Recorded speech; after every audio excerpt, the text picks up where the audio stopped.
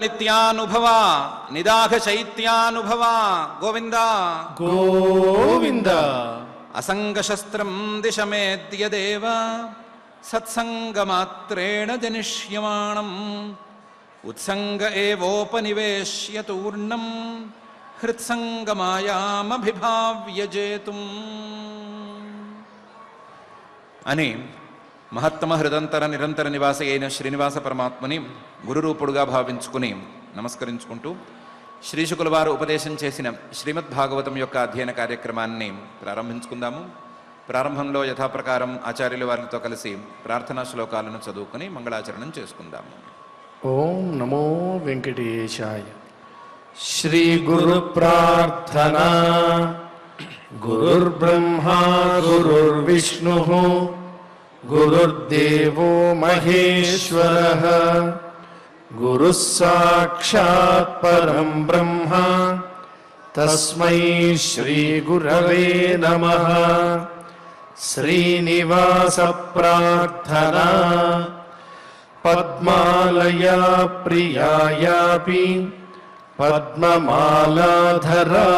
చ పద్మాసనాదిపూజ్యాయ శ్రీనివాసాయ తే నమః. అథ సంకల్పః.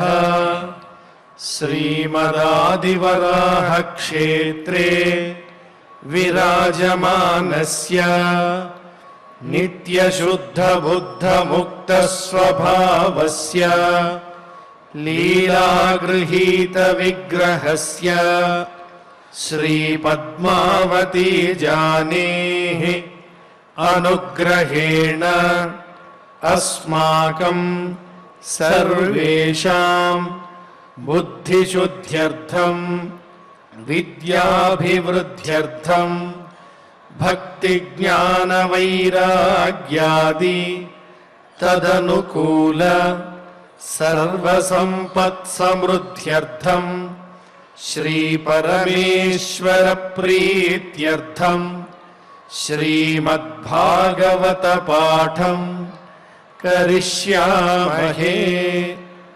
అస్య శ్రీమద్భాగవత స్తోత్ర మహామంత్రస్య నారద ఋషిః బృహతి ఛందః శ్రీకృష్ణః పరమాత్మా దేవతా బ్రహ్మ బీజం భక్తిశక్తిః జ్ఞానవైరాగ్యే కీలకం అస్మాకం శ్రీమద్భగవత్ప్రసాదసిద్ధ్యర్థే పాఠే వినియోగః. ధ్యానం నారాయణాఖ్యపరసేతు సమాప్తిహేతుం వ్యాసప్రసూతశుకనావికభావకోలాం సంసారసాగరగభీరతయాతు భీతాః నావం సమారుహత భాగవతం సుయోగ్యాం. శ్రీ గురుభ్యో నమః. జడభరతుల వారు రహుగణుడికి మనస్సు నుంచే వ్యవహారం మొదలైంది అని, మనస్సు చేసే వ్యవహారానికి మూలం లేదు అని విస్తృతంగా వర్ణించి చూపించి, ఆ మనస్సు అనేది శత్రువులాగా పనిచేస్తోంది, ఇంతటి వ్యవహారాన్ని తెచ్చిపెడుతోంది, నెత్తినేస్తోంది, కాబట్టి ఆ మనస్సు అనేటువంటి శత్రువుని సంహరించు అని బోధన చేశారు.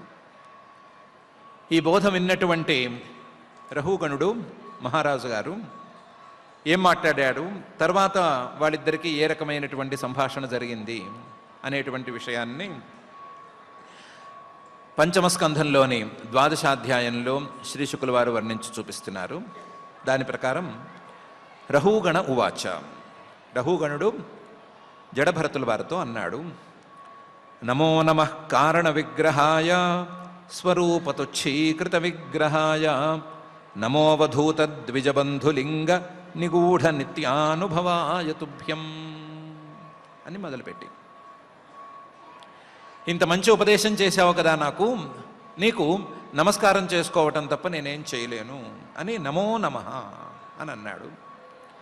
నమో నమః, నీకెందుకు 2 నమస్కారాలు చేసుకుంటున్నాను అంటే, కారణ విగ్రహాయ, నాలాంటి వాళ్ళని ఉద్ధరించేటువంటి అభిప్రాయంతో ఈ మనిషి శరీరంలో తిరుగుతున్నటువంటి పరమాత్మవి నువ్వు, ఒక కారణంతో శరీరాన్ని ధరించి నాలాంటి వాళ్ళని ఉద్ధరించేటువంటి మహానుభావుడివి నువ్వు, కాబట్టి నువ్వు సాక్షాత్తు పరమాత్మవే, కాబట్టి నీకు నమస్కారం అని నమస్కారం చేస్తున్నాడు.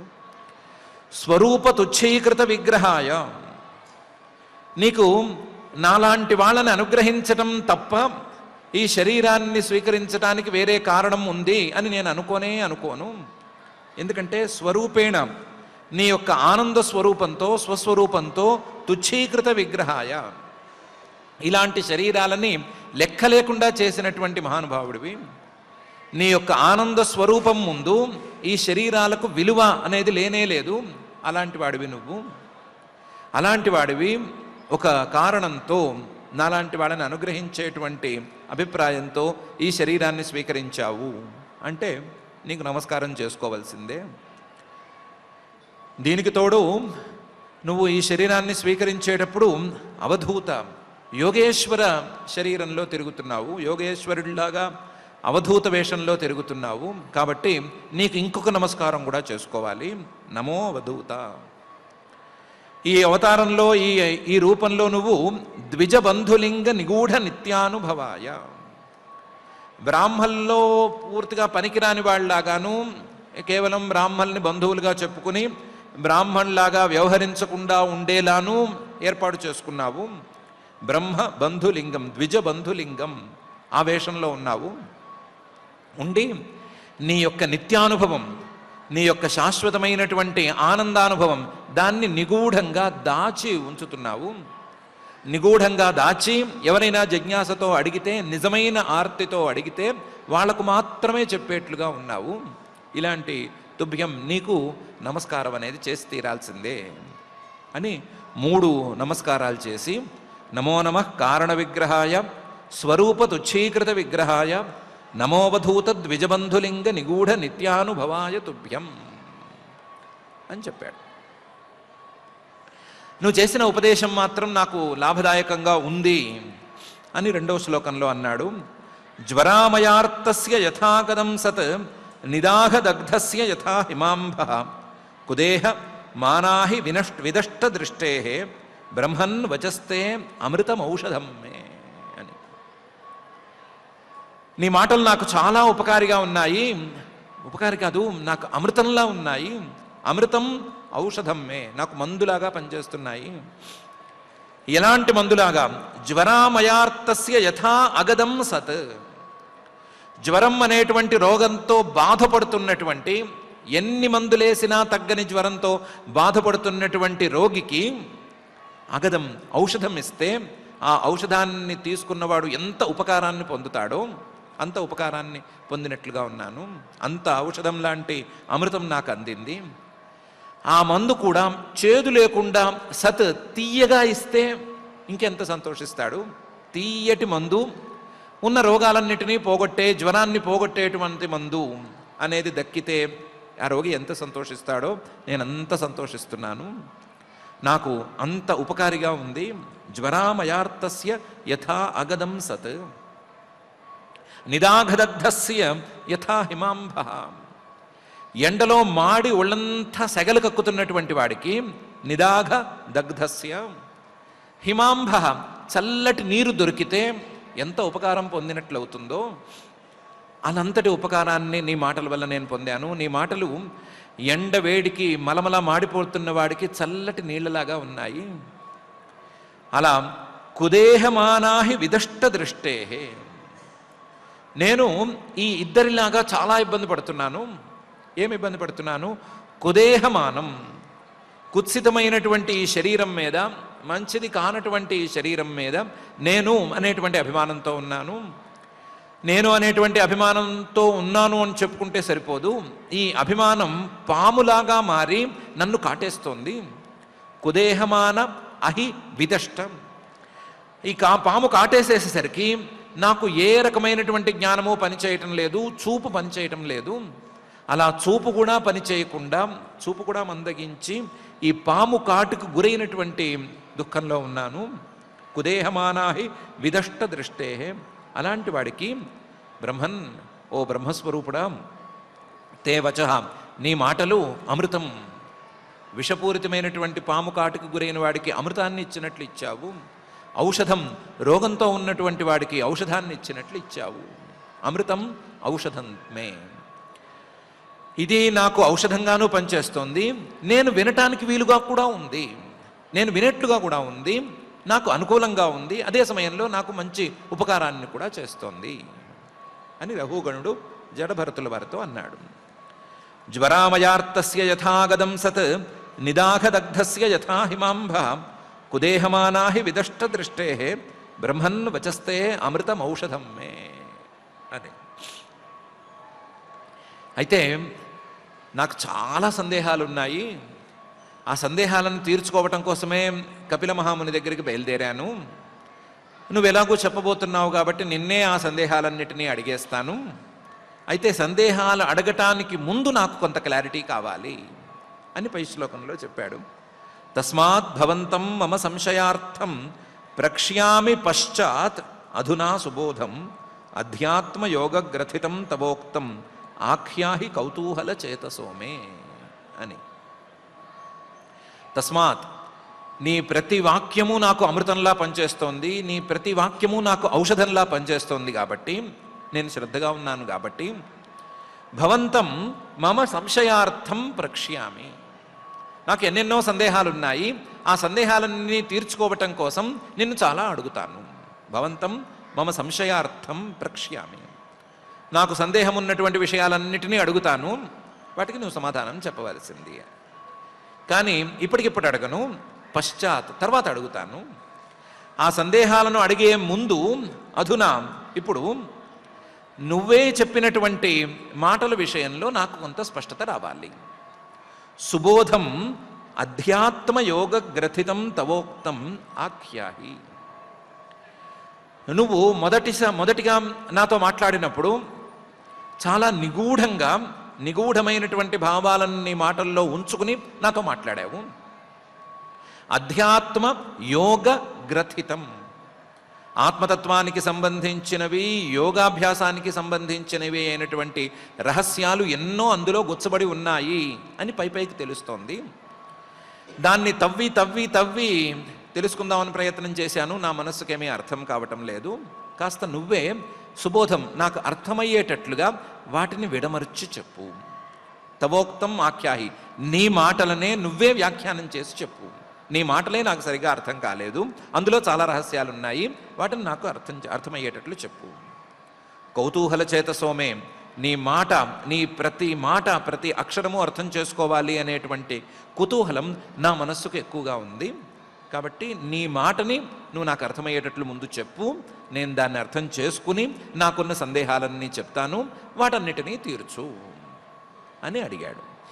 తస్మాత్ భవంతం మమ సంశయార్థం ప్రక్ష్యామి పశ్చాదధునా సుబోధం అధ్యాత్మయోగగ్రథితం తవోక్తం ఆఖ్యాహి కౌతూహల చేతసోమే.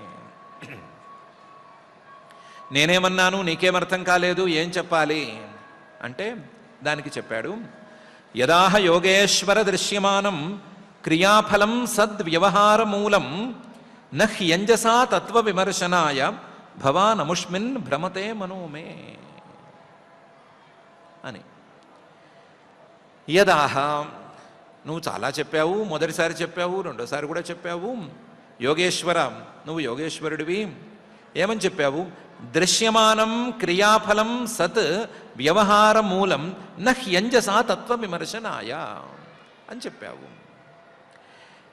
ఈ కనిపించేటువంటి ప్రపంచం, మనమే చేసుకున్నటువంటి కర్మలకు ఫలితంగా కనిపించేటువంటి ప్రపంచం, ఈ వ్యవహారానికి మూలంగా ఉండేటువంటి ప్రపంచం, ఈ ప్రపంచంతో ఎన్నెన్నో వ్యవహారాలు చేస్తాం కదా, ఆ వ్యవహారాలన్నిటినీ సాగించేట్లుగా కనిపించేటువంటి ప్రపంచం, సత్ ఉన్నది అని అనిపించేటట్లుగా ఉండేటువంటి ప్రపంచం వ్యవహార మాత్రం అని చెప్పావు. వ్యవహారానికి పనికొస్తోందే కానీ నహ్యంజసా తత్వ విమర్శనాయ, తత్వాన్ని గనక విమర్శ చేస్తే దీని మూలమేంటి, దీనికి మూలమేంటి, దానికి మూలమేంటి అనేటువంటి పరీక్ష చేసుకుంటూ వెళితే ఏదీ నిలవటం లేదు, నిలవదు అని చెప్పావు. నహ్యంజసా తత్వ విమర్శనాయ అని చెప్పావు. భవాన్ నువ్వు చెప్పావు. అముష్మిన్ భ్రమతే మనోమే, ఈ విషయం మీద నాకు ఇంకా స్పష్టత రాలేదు, ఈ విషయం మీద నా మనసు ఇటు అటు కొట్టుకుంటూ ఉంది. ఇంత కనిపించే ప్రపంచాన్ని కాదంటే ఎట్లాగా, ఇంత చేసేటువంటి వ్యవహారాన్ని తప్పంటే ఎట్లాగా, ఈ వ్యవహారానికి మూలమే లేదు అని చెప్పేస్తే ఎట్లాగా అని మా మనస్సు ఇంకా కూడా కొట్టుకుంటూ ఉంది. కాబట్టి భ్రమతే మనోమే, నా మనస్సు ఇటు అటు ఊగుతోంది, ఇది ఒప్పుకోవాలా అది ఒప్పుకోవాలా, ఇంతవరకు చేస్తున్న వ్యవహారాన్ని నిజమని నమ్మాలా లేదా ఈయన మాటల్ని నిజమని నమ్మాలా అని తేల్చుకోలేకపోతోంది. కాబట్టి ఈ విషయం మీద నాకు కొంచెం స్పష్టతనివ్వు. నువ్వు చెప్పిన మాటలు, మొదటగా చెప్పిన మాటలు ఇవే మాటలు, తర్వాత వివరణ ఇచ్చిన మాటలు ఇవే మాటలు, ఈ మాటల తాలూకు తాత్పర్యం నాకు బోధపడటం లేదు, దాన్ని కొంచెం విడమర్చి చెప్పు అని అడిగాడు. యదాహ యోగేశ్వర దృశ్యమానం క్రియాఫలం సత్ వ్యవహారమూలం నహ్యంజసా తత్వ విమర్శనాయ భవాన్ అముష్మిన్ భ్రమతే మనోమే అని. జడభరతుల వారికి ప్రశ్న అర్థమైంది. ప్రశ్న ఎక్కడి నుంచి వస్తోందో తెలిసింది, లేదా ఇతనికి ఎక్కడి నుంచి విషయం అర్థం కావట్లేదు అని తెలిసింది. అందుకని ప్రశ్న తాలూకు మూలాన్ని కనిపెట్టి ఆ మూలంతో జడభరతుల వారు సమాధానం చెప్పడం ప్రారంభించారు. బ్రాహ్మణ ఉవాచ, నీ ప్రశ్న తాలూకు మూలం ఎక్కడుందంటే, నువ్వు చేస్తున్నటువంటి ఈ వ్యవహారం మొత్తం, నువ్వు అనుభవిస్తున్నటువంటి ఈ ప్రపంచం లేదా నీకున్నటువంటి ఈ సంసారం, ఇది కాదు, మూలం లేదు దీనికి అంటే ఒప్పుకోబుద్ధి కావటం లేదు అనే చోటు ఉంది. ఇంత పెద్ద వ్యవహారం చేస్తున్నావు కాబట్టి అది నిజం కాదు అన్నా లేదా దీనికి మూలం లేదు అన్నా నీ మనసు ఒప్పుకోవటం లేదు. అక్కడి నుంచి మొదలైంది. కాబట్టి అక్కడి నుంచే చూద్దాము. అయం జనో నామ చలన్ పృథివ్యాం యః పార్థివ పార్థివ కస్య హేతోః తస్యాపి చాంఘ్ర్యోరధి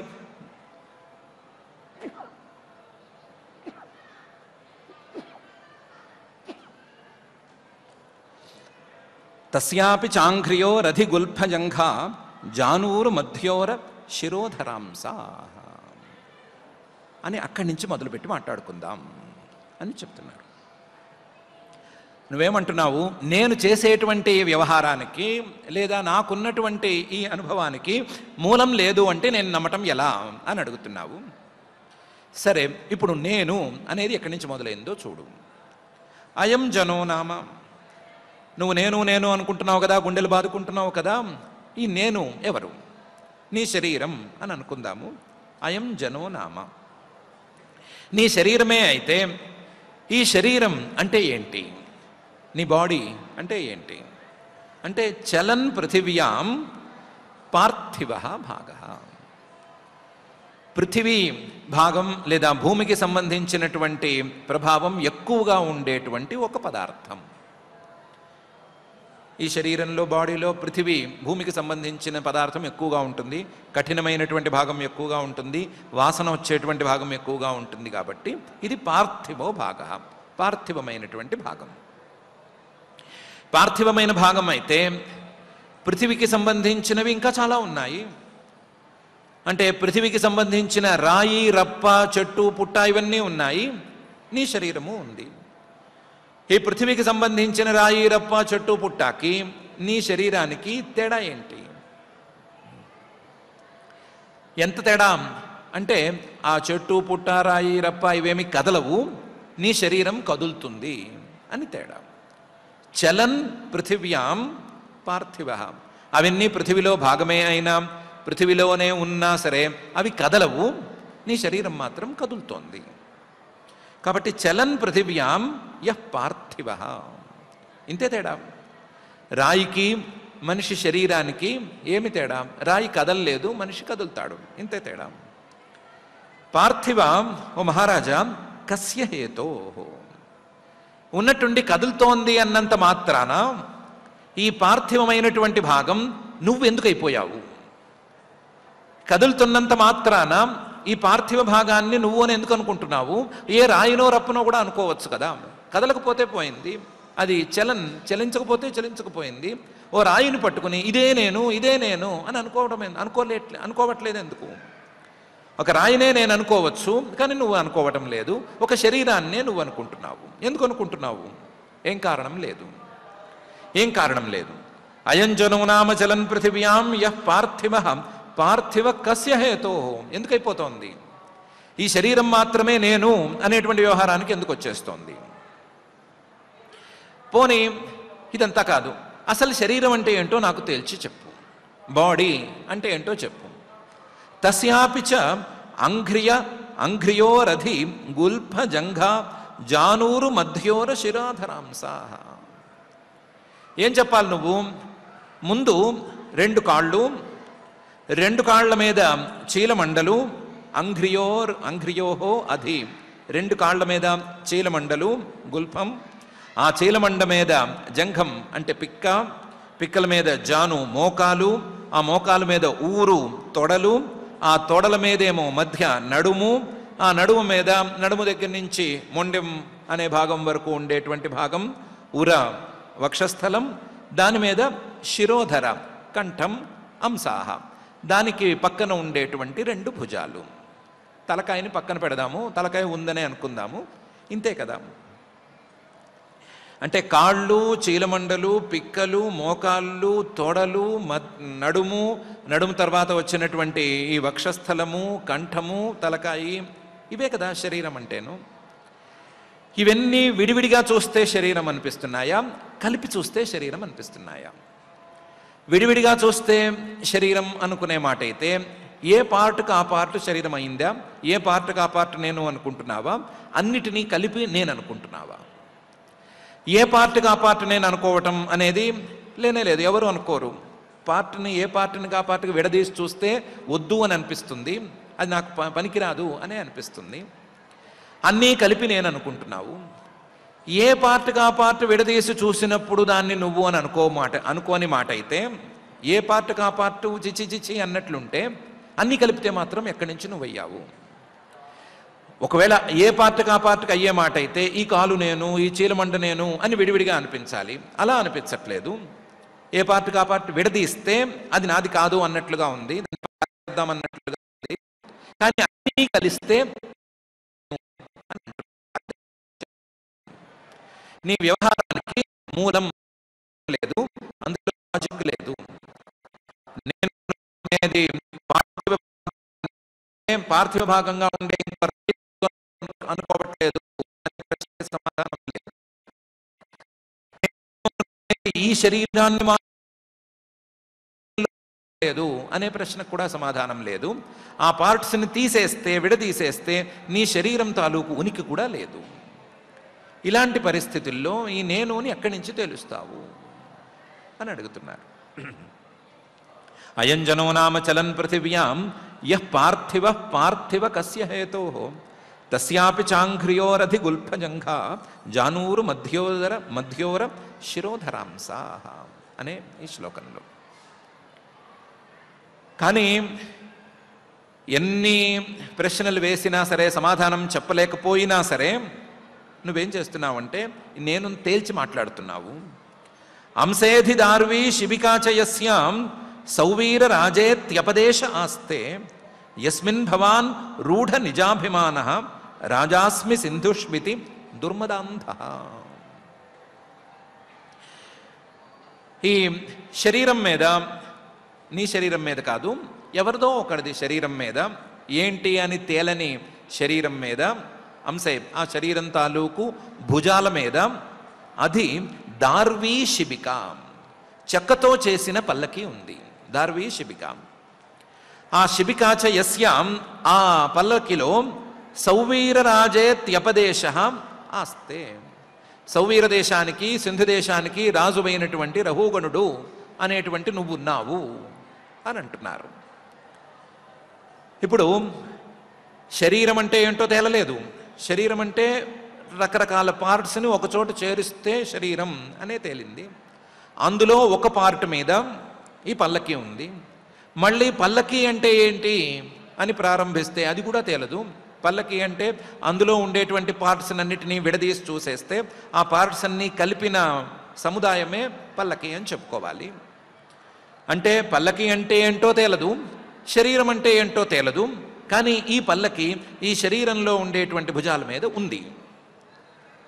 అంశేధిదారువి శిబిక. చాలా ఆశ్చర్యంగా ఆ పల్లకిలోనే నువ్వంటే ఎవరో తేలని నువ్వు కూడా ఉన్నావు. నీకు ఉన్న పేరు ఏంటి? సౌవీర రాజేత్యపదేశ. సౌవీర దేశానికి రాజువి అనేటువంటి పేరు. సౌవీరరాజ లేదా రహుగణ అనే పేరుతో నువ్వు ఉన్నావు. పేరు మాత్రమే స్పష్టంగా ఉంది, కానీ పేరు లోపల ఉండేటువంటి అంశం ఏంటి అంటే తేలట్లేదు, ఎంతసేపటికి తేలట్లేదు. అపదేశ ఆస్తే. తేలకపోగా నువ్వెవరు అంటే ప్రతిసారి ఎంత తేలకపోయినా సరే, ఏ ప్రశ్నకి సమాధానం చెప్పలేకపోయినా సరే, యస్మిన్ భవాన్ రూఢ నిజాభిమాన, అడిగిన ప్రతిసారి నేను నేను నేను అని గుడ్డలు కొట్టుకుని చూపిస్తూనే ఉన్నావు. అంటే కేవలం ఈ కొన్ని అవయవాల మీద, కొన్ని అవయవాల గుంపు మీద నీకు నేను అనేటువంటి భ్రమ అనేది స్థిరపడిపోయింది. నిరూఢ నిజాభిమాన. కొన్నిటి మీద నీకు నేను అనే భావం స్థిరపడిపోయింది. స్థిరపడిపోయేసరికి దీన్ని నేను అంటున్నావు. రాయి రప్ప చెట్టు మొక్క మీద నేను అనేటువంటి భావం నీకు లేనే లేదు, కాబట్టి దాన్ని నేను అని అనటం లేదు. నీకు నచ్చిన దాన్ని నేను అంటున్నావు, నచ్చని దాన్ని నేను అని అనటం లేదు. నిరూఢ నిజాభిమాన. ఇది ఎవరో చెప్తే రావటం లేదు, నీకే బలంగా పాతుకుపోయి ఉంది. నిరూఢ నిజాభిమాన. దీనికి తోడు ఈ నేను అనేటువంటి అభిమానం నిరూఢంగా ఉన్నట్లుగానే రాజాస్మి సింధుష్వితి దుర్మదాంధ. నేను సింధు దేశానికి రాజుని అనేటువంటి అహంకారం కూడా నీకుంది.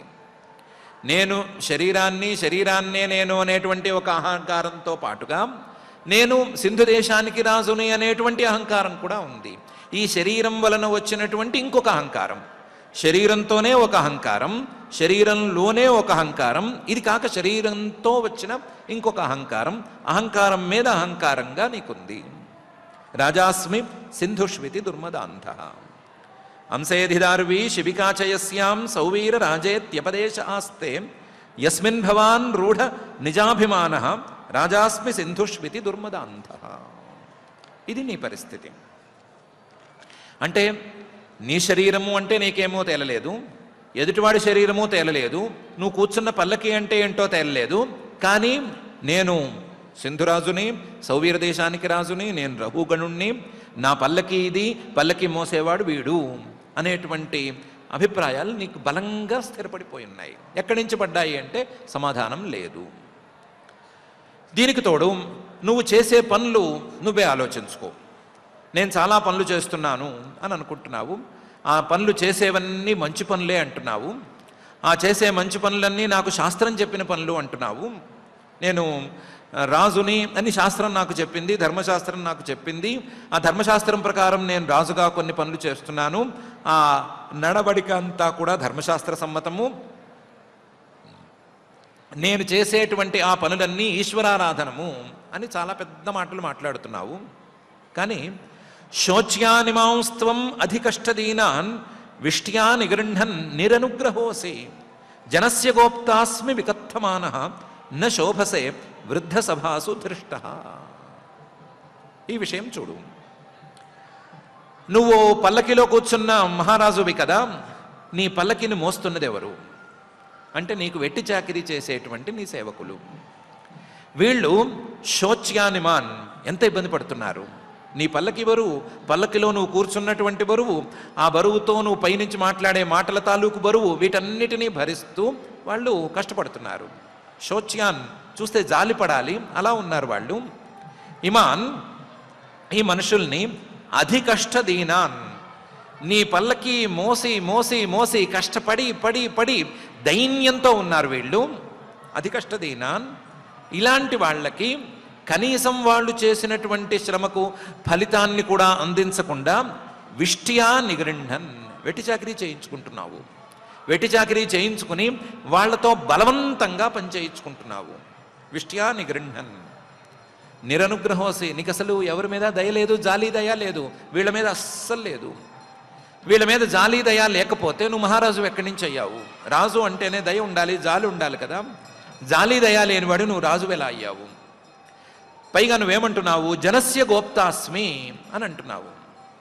జనస్య, నేను ప్రజల్ని రక్షించడానికి ధర్మశాస్త్రం పెట్టినటువంటి మహారాజుని అని అంటున్నావు. జనస్య, నా ప్రజల్ని నేను సంరక్షిస్తాను అని అంటున్నావు. ప్రజల్ని సంరక్షిస్తానంటున్నావు, వాళ్ళతో వెట్టిచాకిరీ చేయించుకుని వాళ్ళ కష్టాన్ని నువ్వు తినేసి వాళ్ళ కష్టానికి ప్రతిఫలం ఇవ్వకుండా వాళ్ళని నేర్పిస్తున్నావు కదా. వికథమానః, నీవన్నీ ఊరికినే ఆటోపాలు లేదా పెడబొబ్బలే తప్ప నిజమైన మాటలేమీ కావు. న శోభసే వృద్ధ సభాసు, ఎవరైనా జ్ఞానవృద్ధులు నలుగురు ఒక చోట చేరితే లేదా వాళ్ళు ఏమైనా కలిసి ఏమైనా మాట్లాడుకుంటూ ఉంటే అక్కడికి నీలాంటి వాడు వెళ్ళకూడదు అనే స్థాయిలో ఉన్నావు. న శోభసే వృద్ధ సభాసు, ధృష్ట, అవినీతంగా ఉన్నావు, వినయం లేకుండా ఉన్నావు. ధర్మశాస్త్రం పెట్టిన రాజుని నేను అంటున్నావు, కానీ ఆ ధర్మశాస్త్రానికి నువ్వు వినయంగా ప్రవర్తించటం లేదు, ఆ శాస్త్రం చెప్పిన తీరులో నువ్వు నడుచుకోవటం లేదు. నీవన్నీ ఉట్టి మాటలే, నీ క్రియలన్నీ ఉట్టి క్రియలే, ఈ క్రియల్లో ఏమీ శాస్త్ర సమ్మతి అనేది లేదు అని అన్నాడు. శోచ్యానిమాంస్త్వం అధికష్టదీనాన్ విష్ట్యా నిగృహన్ నిరనుగ్రహోసి, జనస్య గోప్తాస్మి వికథమానః న శోభసే వృద్ధ సభాసు దృష్ట అని. మొత్తం మీద ఈ శ్లోకాన్ని కూడా కలుపుకుంటే ఏమైంది? నువ్వెవరో తేలలేదు, నీ కిందున్న శిబిక పల్లకి అదేంటో తేలలేదు, దాన్ని మోసేవాళ్ళెవరో తేలలేదు, నువ్వు చేసేటువంటి పనులకు అర్థం లేదు, ఆ పనులకేమీ శాస్త్ర సమ్మతి అనేది లేదు, ఆ పనుల్లో లాజిక్ లేదు, ఏమీ సరిగ్గా లేదు, నీకు సంబంధించింది ఏది క్లియర్గా లేదు. అందువల్ల నీ వ్యవహారాన్ని నువ్వు జాగ్రత్తగా చూసుకున్నా సరే నీ వ్యవహారానికి మూలం లేదు అని స్పష్టమవుతోంది. దీని మీదే నేను మాట్లాడాను. ఏమని మాట్లాడాను? అసలు ఈ వ్యవహారానికి మూలం లేదు అని మాట్లాడాను. పోనీ ఒక పని చేద్దాము. కింద కాళ్ళున్నాయి, కాళ్ళ మీద చీలమండలు, చీలమండల మీద పిక్కలు, పిక్కల మీద మోకాళ్ళు, ఊరువులు, అలా వరుసగా ఒకదాని మీద ఒకటి ఉన్నాయి కదా. ఆ వరుసగా ఒకదాని మీద ఒకదాన్ని యొక్క భారాన్ని పెట్టేద్దాము. కాళ్ళ మీద చీలమండల భారం, చీలమండల మీద పిక్కల భారం, పిక్కల మీద మోకాళ్ళ భారం, మోకాళ్ళ మీద నడుము భారం, నడుము మీద వక్షస్థలం తాలూకు భారం, దాని మీద కంఠం భారం, దాని మీద తలకాయ తాలూకు భారం అని భారాన్ని ఒకదాని కింద దించేద్దాము. దించేసి ఈ ఒకదాని భారం ఒకదాని మీద పడి ఉంది కదా, అలా భారాన్ని మోస్తున్నటువంటి ఈ అవయవాలే శరీరం అని తేల్చేద్దాం. సో శరీరం అనేది తేలిపోతుంది. శరీరం తేలిపోవటంలో ఏ పార్ట్కి ఆ పార్ట్ విడదీస్తే శరీరం అనే మాట రాదు. ఎందుకంటే విడదీసినప్పుడు దాని మీద ఇంకొక అవయవం తాలూకు భారం అనేది ఉండదు. ఒకదాని మీద ఒకటి ఉన్నటువంటి ఈ పార్ట్స్ అన్నీ కలిపితే శరీరం అనే మాట వచ్చేస్తుంది. కాబట్టి నీ శరీరం అంటే ఏంటోనే నీకు తెలియదు అనే మాట సరిపోదు. నా శరీరం నాకు తెలుసు, నా పార్ట్స్ ఆఫ్ బాడీ, అందులోనూ ఆ పార్ట్స్ ఒకదాని మీద ఒకటి ఉండాలి, ఒకదాని భారాన్ని ఆ కిందవి భరిస్తూ ఉండాలి, అలాంటి పార్ట్స్ నా బాడీ అని చెప్పుకుంటాను అని అండే మాట అయితే, యదా క్షితావేవ చరాచరస్య విదామ నిష్ఠాం ప్రభవం చ నిత్యం తన్నామతోన్యద్ వ్యవహారమూలం నిరూప్యతాం సత్క్రియయా అనుమేయం అని అడిగాడు. నువ్వు ఈ మాటకు కట్టుబడి ఉండే మాట అయితే, ఈ ఒకదాని మీద ఒకటి భారం పడింది అన్నావు కదా, ఒకదాని మీద ఒకటి భారం పెంచుకుని లేదా భారాన్ని ఉంచుకున్నటువంటి ఈ అవయవాలు ఎక్కడి నుంచి వచ్చాయి అనేది నాపై ప్రశ్న. ఎక్కడి నుంచి వచ్చాయి ఈ అవయవాలన్నీ అంటే, యదా క్షితావేవ చరాచరస్య విదామ నిష్ఠాం ప్రభవంచ నిత్యం. భూమి నుండే పుట్టుకొచ్చాయి, మళ్ళీ భూమిలోనే కలిసిపోతున్నాయి అనే కదా చెప్పాలి. భూమిలో పంటలు అవన్నీ పండితే, ఆ పంటలు గింజలుగా మారితే, ఆ గింజలు ఎవరైనా ఇంతకుముందు శరీరాన్ని ధరించిన వారు తింటే, ఆ తిన్నవాళ్ల శరీరంలో ఆ గింజల ద్వారా శక్తి సమకూరితే, ఆ శక్తే రకరకాల అడ్డంకుల్ని దాటుకుని మళ్ళీ శరీర రూపంలో వస్తుంది. ఈ శరీరంలో ఉండేటువంటి ప్రాణం అనేది వదిలిపెట్టి వెళ్ళిపోతే దీన్ని ఈ భూమి మీదే వదిలిపెట్టేస్తే శరీరాన్ని ఎప్పటికో ఒకప్పటికి భూమిలో మొత్తం కలిసిపోతుంది. ఎముకలతో సహా ఏమీ మిగలకుండా అన్ని భూమిలో కలిసిపోతాయి. భూమి నుంచే వచ్చింది, మళ్ళీ భూమిలో కలిసిపోతుంది అని చెప్పుకోవాలి. యదా క్షితావేవ భూమిలోనే చరాచరస్య, కదిలే శరీరమైనా కదలని శరీరమైనా ఏ శరీరమైనా సరే అది భూమిలోనే నిష్ఠాం లయించిపోతోంది అని, మళ్ళీ ప్రభవం భూమి నుంచే పుట్టుకొస్తోంది, నిత్యం ఎప్పుడూ ఇలాగే సాగుతోంది, ఎప్పటికీ మార్పు లేదు అని అన్నామంటే ఈ శరీరానికి మూలమేమి? భూమి. అప్పుడు తన్నామత అన్యద్ వ్యవహార మూలం నిరూప్యతాం. ఈ శరీరానికి మూలం భూమి అయితే శరీరం అంటే ఏంటి అంటే భూమి అని సమాధానం చెప్పాలి నువ్వు. ఈ శరీరానికి మూలం పృథివీ అని చెప్పాలి, పృథివే శరీరం అని చెప్పాలి. ఒకదాని మీద ఒకటి భారం ఉంచింది అనే మాట చెప్పకూడదు. నాకు కావాల్సింది దీని యొక్క కారణం, మూల కారణం ఏమిటి అనే సమాధానం. కాబట్టి మూల కారణం పృథివీ అని చెప్పు. అప్పుడు పృథివీ అనే పేరు కంటే వేరుగా అన్యత్ వ్యవహార మూలం నిరూప్యతాం, వేరే ఏమీ లేదు. నువ్వు నిరూపణ చేసి చూపించు. శరీరం అంటే ఏంటి? పృథివీనే. పృథివీ అనేటువంటి పదం తప్ప ఇందులో ఈ వ్యవహారానికి మూలంగా ఏం నిలుస్తుందో చెప్పు, చూద్దాం. సత్క్రియయా అనుమేయం. నువ్వేమంటున్నావు? పృథివీకి రకరకాల మార్పులున్నాయి. ఆ రకరకాల మార్పుల్లో ఏ వేరే పరిణామంలో లేదా వేరే రూపంలో ఏ రూపంలోనూ లేనటువంటి మార్పులు ఈ శరీరానికి మాత్రమే ఉన్నాయి. రాయి, రప్ప ఇలాంటి వాటిల్లో లేనటువంటి విశేషాలు ఈ శరీరంలో ఉన్నాయి. కాబట్టి ఈ శరీరంలో సత్క్రియ అంటే ఏదో ఒక ఫలితాన్ని తెచ్చిపెట్టేటువంటి క్రియ అనేది ఉంది, ఒక ఫలితానికి కావలసినటువంటి ప్రవృత్తి ఉంది అని అంటున్నావు. ఆ సత్క్రియయా అనుమేయం, ఫలితానికి రావలసినటువంటి క్రియ, ఆ క్రియ ద్వారా మనం తెలుసుకోవలసినటువంటి మూలం ఏదో ఉంది అని అంటున్నావు. ఆ మూలం ఏంటో నాకు కూడా చెప్పు. సత్క్రియయా అనుమేయం, పృథివీ అనే పదానికి మించి పృథివీ కాక ఏముందో నాకు కూడా చెప్పు. యదా క్షితావేవ చరాచరస్య విదామ నిష్ఠాం ప్రభవంచ నిత్యం తన్నామతోన్యద్ వ్యవహార మూలం నిరూప్యతాం సత్క్రియయానుమేయం అని జడభరతుల వారు అన్నారు. పోనీ ఒక పని చేద్దాము, ఈ వ్యవహారానికి మూలం పృథివీ దగ్గర ఆగింది కాబట్టి పృథివీ అనే దాన్ని వ్యవహార మూలంగా ఒప్పుకొని పృథివీ సత్యం, ఆ పృథివీ ద్వారా వచ్చినటువంటి శరీరంతో వ్యవహారం, సత్యమైన వ్యవహారం సాగుతోంది అని అనుకుందాము అని అంటే దానికి కూడా జడభరతుల వారు ఒప్పుకోవడం లేదు. ఏవం నిరుక్తం క్షితి శబ్దవృత్తం అసన్నిధానాత్ పరమాణవో ఏ అవిద్యయా మనసా కల్పితాస్తే ఏషాం సమూహేన కృతో విశేష అని అంటున్నారు. నువ్వు పృథివీ సత్యాన్ని అంటే సరిపోదు. నేను పృథివీ అంటే ఏంటి, పృథివీకి మూలం ఏమిటి అని అడుగుతాను, దానికి సమాధానం చెప్పిన తర్వాత మాట్లాడాలి. పృథివీ అంటే ఏంటో నాకు తేల్చి చెప్పు అని నేను అడుగుతాను. అడిగితే దానికి సమాధానం నీకు దొరికితే అప్పుడు పృథివీ సత్యం అవ్వాలి, ఆ పృథివీ ద్వారా వ్యవహారం అంతా రావాలి అనేది కుదురుతుంది. కానీ ఏవం నిరుక్తం క్షితి శబ్ద వృత్తం, క్షితి పృథివీ అనేటువంటి శబ్దం తాలూకు వృత్తాంతం మొత్తం కూడా ఇలాగే ఉంటుంది. పృథివీ అంటే ఏంటి, దాని మూలం ఏంటి అని అడిగితే మళ్ళీ నువ్వు బెబ్బెబ్బే అనాల్సిందే. కాబట్టి పృథివీ అనే దానికి మూలం లేకపోతే ఆ పృథివీ అనే దాంతో వచ్చినటువంటి శరీరం ద్వారా జరిగే వ్యవహారానికి విలువ లేదు అనే నా మాట అలాగే నిలుస్తుంది. ఒకవేళ నువ్వు ఒక మాట చెప్పి పృథివీ అంటే ఏం లేదండి, మనకు కనిపించేది స్థూలంగా ఉంటుంది, స్థూలంగా ఉండేటువంటి పృథివీ మనకు కనిపిస్తుంది, దీనికి కారణంగా సూక్ష్మంగా ఉండేటువంటి పరమాణువులు ఉంటాయి, ఆ పరమాణువులే అసలు పృథివీకి మూలం అని చెప్తే అలా చెప్పి నన్ను ఏమార్చలేవు, తప్పించుకోలేవు అని నేను అంటాను. అసన్నిధానాత్ పరమాణవ ఏ, అసత్ నిధానాత్, ఆ పరమాణువులు కంటికి కనిపిస్తున్నాయా అని నేను అడుగుతాను. పరమాణువులు కంటికి కనిపిస్తున్నాయా అంటే నువ్వేమంటావు? లేవు, కనిపించవండి, పరమాణువులు కంటికి కనిపించవు, పరమాణువులు ఉన్నాయి అని ఒప్పుకోవటమే, ఆ పరమాణువులలో ఈ స్థూలమైనటువంటి పృథివీ ఉంది అసత్ నిధానాత్ అని చెప్పుకోవాలి. అప్పుడు నేను మళ్ళీ ప్రశ్న వేస్తాను, ఈ పరమాణువులు ఎక్కడి నుంచి వచ్చాయి అని ప్రశ్న వేస్తాను. పరమాణువులు ఎక్కడి నుంచి వచ్చాయి?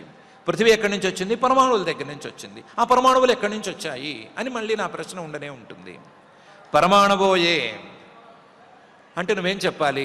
పరమాణువులు ఎక్కడి నుంచి వచ్చాయి అనే సమాధానం రాదు. అన్నీ విచారణ చేసి చేసి చేసి ఇది మూలమవ్వచ్చా అది మూలమవ్వచ్చా అని విచారణ చేసి చేసి చూసి చివరికి ఏది దొరక్కపోవటంతో పరమాణువులు అనేవి ఒకటి ఉన్నాయి అని అందరం కలిసి కూర్చొని నిర్ణయించాము అని చెప్పాలి. అంటే పరమాణువులు ఉన్నాయో లేవో నువ్వు కూడా కళ్ళతో చూడలేదు, మైక్రోస్కోప్లో చూసిన వాళ్ళు ఒకళ్ళో ఇద్దరో ఉన్నారు, వాళ్ళు చెప్పిన మాటలను విని మిగతా వాళ్ళందరూ మాట్లాడుతున్నారు. సో పరమాణవ మనసా కల్పితా, పరమాణువులు ఉన్నాయి అని నీ మనస్సు అంగీకరించేసేసింది, నీ మనస్సు ఒప్పుకుంది, ఇంతే. అంతే తప్ప ఆ పరమాణువులను నువ్వు చూసిన పాపాన్ని పోలేదు, పరమాణువులు ఉన్నాయా లేవా అనే సంగతి నీకు స్పష్టంగా తెలియదు. మనసా కల్పితా కానీ ఏషాం సమూహేన కృతో విశేష, మనస్సుతో నువ్వు అంగీకరించినటువంటి పరమాణువులే గుంపులు గుంపులుగా చేరతాయి. గుంపులు గుంపులుగా చేరినటువంటి పరమాణువులు ఈ పృథివీ కనిపించే స్థూలంగా ఉండేటువంటి పృథివీ రూపంలోనూ, అలాగే ఆ పృథివీని చూసేటువంటి శరీర రూపంలోనూ, రకరకాల రూపాల్లోనూ పరమాణువుల యొక్క సమూహాలే ఉంటాయి అని చెప్తున్నావు, ఒప్పుకుంటున్నావు. ఏషాం సమూహేన కృతో విశేష, ఈ పరమాణువుల యొక్క సమూహంతోనే ఒక్కొక్క పరమాణువు ఇంకొక పరమాణువుతో కలవటము లేదా గుంపులు గుంపులుగా పేరుకోవటము, వీటి వల్లనే ఈ విశేషమంతా వస్తోంది అని చెప్తున్నావు. కానీ ఈ పరమాణువుల తాలూకు మూలమేమిటో నీకు తెలియదు. ఎవరో నిర్ణయించారంటున్నావు, నువ్వు కూడా ఆలోచించానంటున్నావు, పరమాణువులే మూలంగా నాకు కనిపిస్తున్నాయి అని అంటున్నావు. నేను చెప్తున్నాను విను, అవిద్యయా కల్పితాస్తే. ఈ పృథివీ పరమాణువులు కావచ్చు, దాని వెనకాల జలం తీసుకెళ్ళి, జలం నుంచి తేజస్సు తీసుకెళ్ళి, తేజస్సు నుంచి వాయువు, ఆకాశం, ఇంకా పై పై పై పైకి ఎంత తీసుకెళ్ళినా సరే నీకు కనిపించేది చివరికి తేలేది అవిద్య, మాయ ఒక్కటే. మాయే మూలంగా తేలుతుంది. ఆ మాయతోనే ఇవన్నీ వచ్చాయి, మాయతోనే కల్పితా. ఆ మాయతోనే అవిద్యయ, నీకు తెలియకపోవటం వలన, ఆ మాయ కమ్మేసుకోవటం వలన ఈ పరమాణువులు ఇవన్నీ ఉన్నట్లుగా అనిపిస్తున్నాయి. ఆ పరమాణువుల ద్వారా ఇంత స్థూలమైన పృథివీ వచ్చినట్లు, ఆ పృథివీ ద్వారా శరీరం వచ్చినట్టు, శరీరంతో వ్యవహారం జరుగుతున్నట్టు అనిపిస్తోంది. మొత్తం ఈ వ్యవహారానికి మూలం మాయే అని తేలుతోంది. ఇది నేను తేల్చి చెప్తున్నాను అని జడభరతుల వారు అన్నారు. ఏవం నిరుక్తం క్షితిశబ్దవృత్తం అసన్నిధానాత్ పరమాణవోయే అవిద్యయా మనసా కల్పితాస్తే ఏషాం సమూహేన కృతో విశేష అనే ఈ శ్లోకంలో. ఇంతేకాదు, నువ్వు ఈ స్ట్రీమ్ని వదిలిపెట్టేసి ఈ దారిని వదిలి ఇంకో కొత్త దారిని వెతుక్కుంటానన్నా, ఇంకో చోట పరీక్ష ప్రారంభించినా, ఎక్కడ ప్రారంభించినా సరే తేలేది ఇంతే అని చెప్తున్నారు. ఏవం కృశం స్థూలమణుర్బృహద్యత్ అసత్య సజ్జీవమజీవమన్యత్ ద్రవ్య స్వభావాశయ కాలకర్మ నామ్నా అజయా అవేహి కృతం ద్వితీయం అని. ఏవం, ఇదే విధంగా ఈ శరీరాన్ని మొదలుపెట్టి, శరీరాన్ని పృథివీ దగ్గరికి, పృథివీని పరమాణువుల దగ్గరికి తీసుకెళ్ళి చివరికి గతి లేక మాయ దగ్గర తేల్చుకున్నట్లుగా ఎక్కడ మొదలుపెట్టినా సరే చివరికి అక్కడే తేలుతుంది. కృశం, సన్నగా వస్తువుని, సన్నగా ఉన్న వస్తువుని లేదా బక్కపల్చగా ఉండేటువంటి ఏ వస్తువుని తీసుకున్నాం, స్థూలం లావుగా ఉండేటువంటి వస్తువుని తీసుకున్నాం, ఎలా తీసుకున్నా అక్కడికే తేలుతుంది. అణుర్ బృహత్, స్వల్పంగా ఉండే అణువుగా ఉండేటువంటి పదార్థాన్ని తీసుకున్నాం, బృహత్ పెద్దగా ఉండేటువంటి పదార్థాన్ని తీసుకున్నా సరే అక్కడికే తేలుతుంది. అసత్య సత్, కంటికి కనిపించే పదార్థాన్ని తీసుకున్నా, కనిపించని పదార్థాన్ని తీసుకున్నా మూలం చివరికి మాయలోనే తేలుతుంది. అసత్య సత్. జీవం అజీవం అన్యత్, జీవం ఉన్నటువంటి పదార్థంతో మొదలుపెట్టినా, జీవం లేని పదార్థంతో మొదలుపెట్టినా చివరికి మాయ దగ్గరే తేలుతుంది. జీవం అజీవంచ అన్యత్. ద్రవ్యాల దగ్గర మొదలుపెట్టినాం, పృథివీ, జలము, తేజస్సు లాంటి ద్రవ్యాల దగ్గర మొదలుపెట్టినాం, లేదా కంటికి కనిపించే ఇంద్రియాలకు తెలిసేటువంటి విషయాల దగ్గర మొదలుపెట్టినాం, అది మాయ దగ్గరే తేలుతుంది. స్వభావ సిద్ధంగా అంతా జరిగిపోతోంది అని అనుకున్నాం. స్వభావం అంటే ఏంటి అనే ప్రశ్నకి మళ్ళీ మాయే సమాధానంగా నిలుస్తుంది. ఆశయ సంస్కారాలతో ఇదంతా నడుస్తోంది అనుకున్న సంస్కారాలకి మూలంగా మళ్ళీ మాయే వస్తుంది. కాలం అనే దాన్ని తెచ్చినా సరే దానికి కూడా మాయే మూలమైపోతుంది. కర్మలను తెచ్చినా సరే దానికి మూలంగా మాయే నిలుస్తుంది. ఏ పేరుతో ఏ వస్తువుని తీసుకున్నాం, ఏ నామ్నాం ఏ పేరుతో ఏ వస్తువుని తెర మీదకి తీసుకొచ్చినా సరే ఆ పేరు, ఆ పరీక్ష, ఇవన్నీ చివరికి అజయా అవేహి, మాయతోనే పూర్తయిపోతున్నాయి. కృతం ద్వితీయం, రెండో వస్తువుని, ఆత్మస్వరూపం కాక రెండో వస్తువుని, ఏ వస్తువుని తీసుకొచ్చినా సరే ఆ వస్తువు మాయతోనే అంతమైపోతోంది. మాయే ఆ వస్తువుకు మూలంగా ఉంటుంది.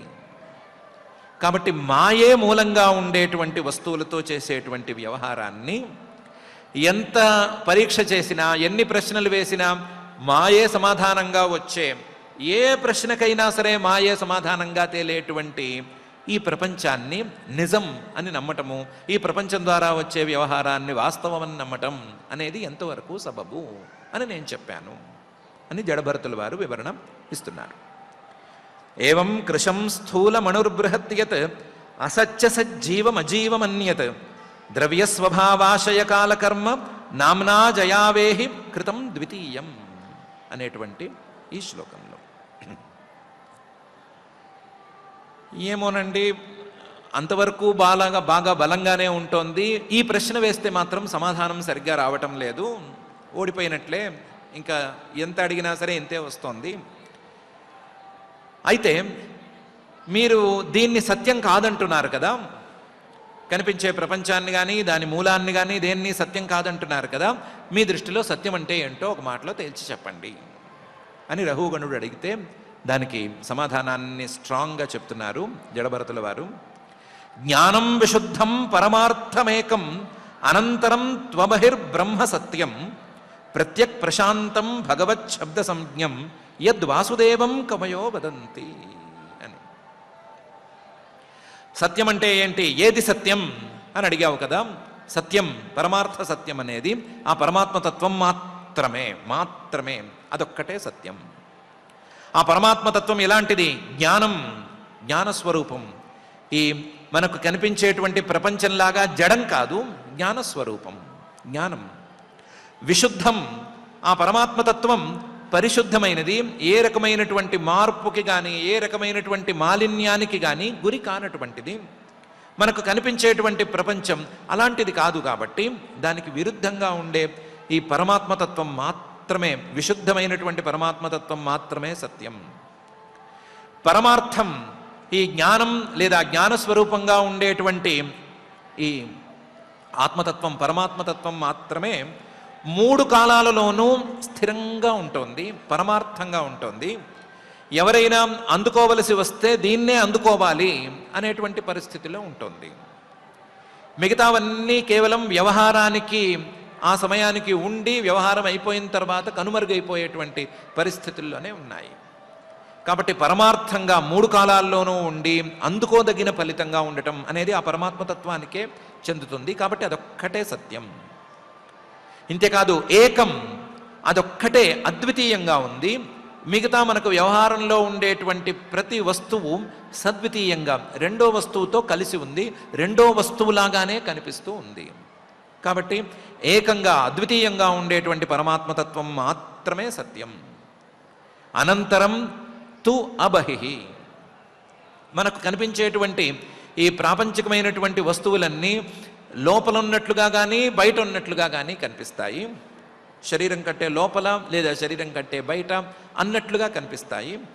కానీ ఈ పరమాత్మతత్వం పూర్ణం అని అనుకున్నాం కదా, పూర్ణమైనటువంటి పరిపూర్ణమైనటువంటి పరమాత్మతత్వం అనంతరం అబహిః, లోపల బయట అనే తేడా లేకుండా సర్వత్రా ఉంటుంది. ఈ పరమాత్మతత్వానికి లోపల అనేది లేదు, బయట అనేది లేదు. అనంతరం త్వబహిః, లోపల బయట అనే తేడా లేకుండా సర్వత్రా వ్యాపించి ఉంటుంది. అనంతరం త్వబహిః. బ్రహ్మ, ఈ పరమాత్మతత్వం అన్ని చోట్ల సమానంగా పరుచుకుని ఉంటుంది, అన్నిటికంటే పెద్దగా ఉంటుంది, ఏ వస్తువుతోనూ కొట్టుకోదు, ఏ వస్తువుతోనూ అడ్డగింపుకు గురి కాదు.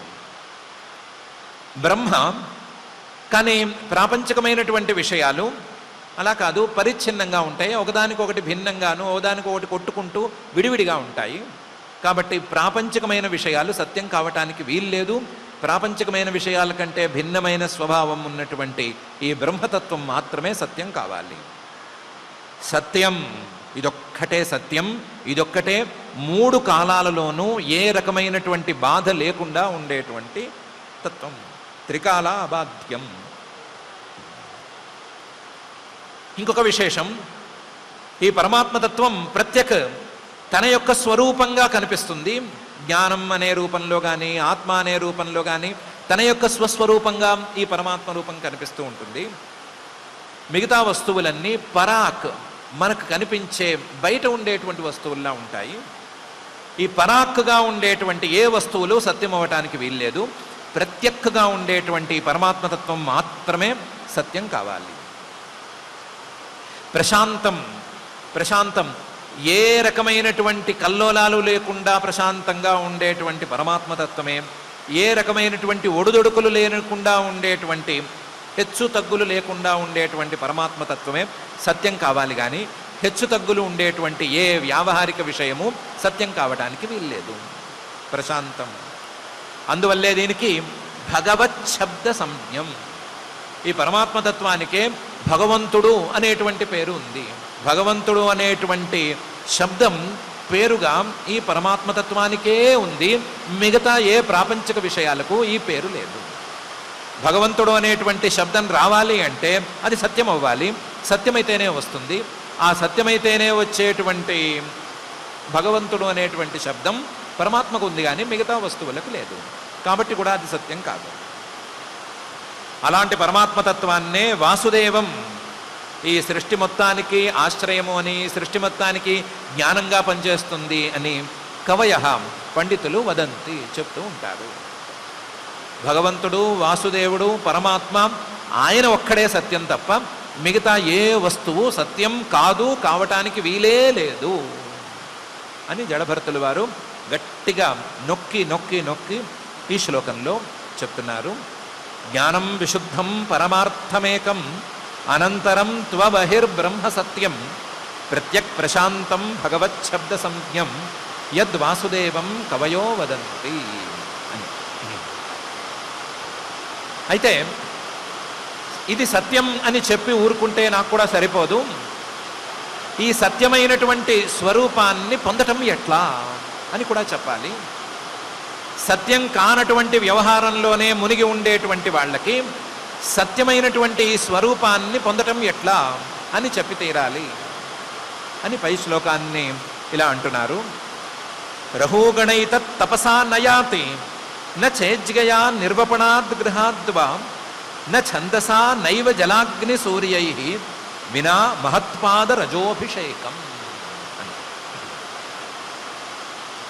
రహుగణ, ఓ మహారాజా, ఏతత్ ఈ సత్యమైనటువంటి పరమాత్మతత్వం తపసా నయాతి, తపస్సు చేసేస్తే దొరికేం పోదు, దొరకదు. తపస్సు చేస్తే ఈ తత్వం అనేది దొరకదు, తపస్సు చేస్తే ఈ తత్వం అనేది తెలియటానికి వీలుండదు.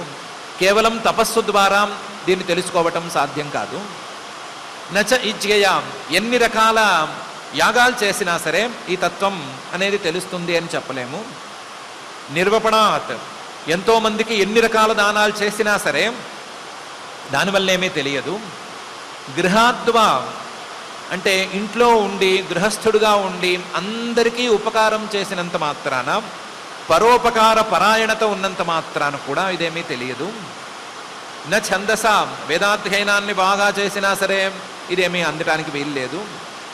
నైవ జలాగ్ని సూర్యై, జలము, అగ్ని, సూర్యుడు లాంటి వివిధ దేవతలను ఉపాసన చేసినంత మాత్రాన ఆ ఉపాసనలకు ఫలితంగా వాళ్ళు ఈ జ్ఞానాన్ని అందించేసేస్తారు అని కూడా ఏమీ లేదు.